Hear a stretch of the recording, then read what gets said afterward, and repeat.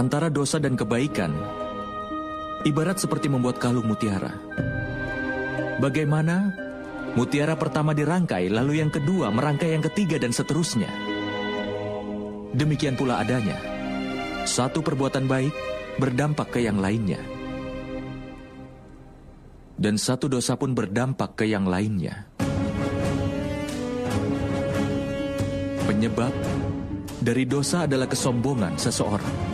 Seseorang dapat menghindari dirinya dari perbuatan dosa hanya saat dia melihat hukumannya.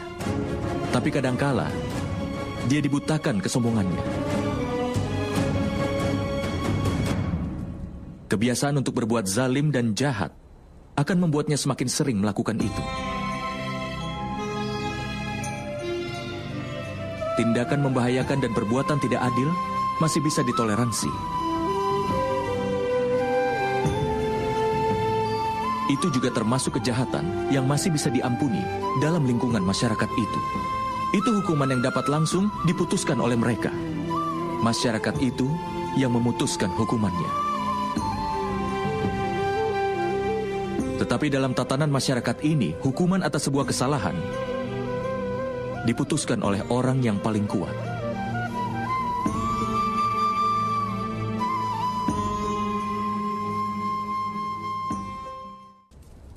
Apakah kau tahu batasan dari pengorbanan bagi orang-orang yang mencoba untuk membangun kebenaran?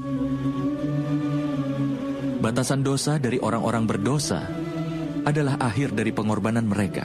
Dengan kata lain, sampai orang-orang berdosa dan dosa-dosa mereka diampuni, pengorbanan harus dilakukan oleh orang-orang yang membela kebenaran. Itu tidak dapat dipungkiri, kan, teman?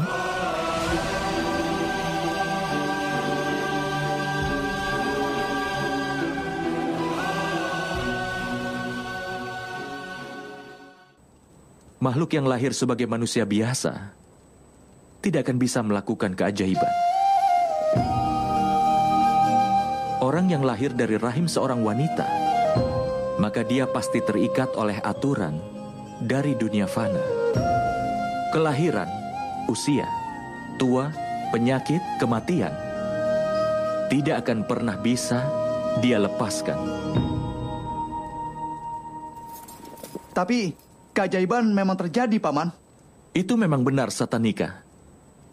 Tapi keajaiban yang satu ini dilakukan oleh dewa.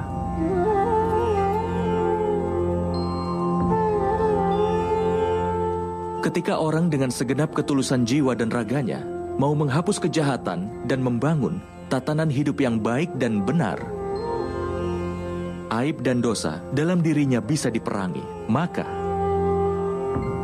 dewa pun akan melakukan keajaiban untuk melindungi moral dan menetapkan kesejatiannya.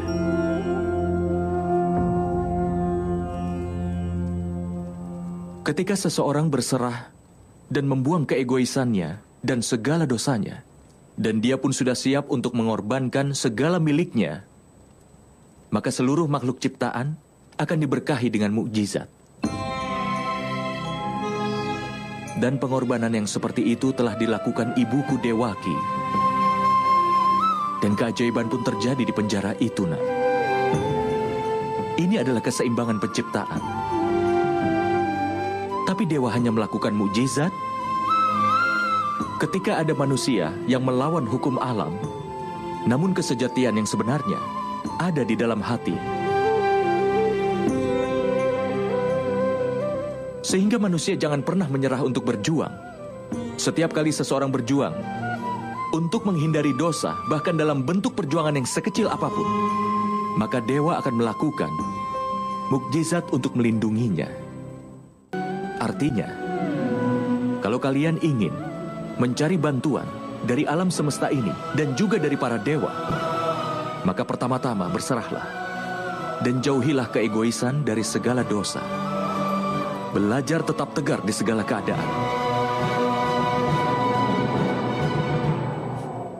Tapi ada satu kebenaran. Manusia seringkali lupa bahwa setiap partikel dari ciptaan merupakan bagian yang Maha Kuasa sendiri. Itulah sebabnya mereka selalu saja tetap terhubung. Seperti cara bunga menyebarkan aromanya di seluruh ruangan. Bau-bauan busuk pun menggunakan cara yang memang kurang lebih sama. Kebahagiaan dan kesedihan manusia bisa mempengaruhi dunia ini. Kebahagiaan seseorang juga bisa membuat bahagia orang lain di sekitarnya. Kesedihan seseorang pun bisa pula membuat sedih orang lain di sekitarnya.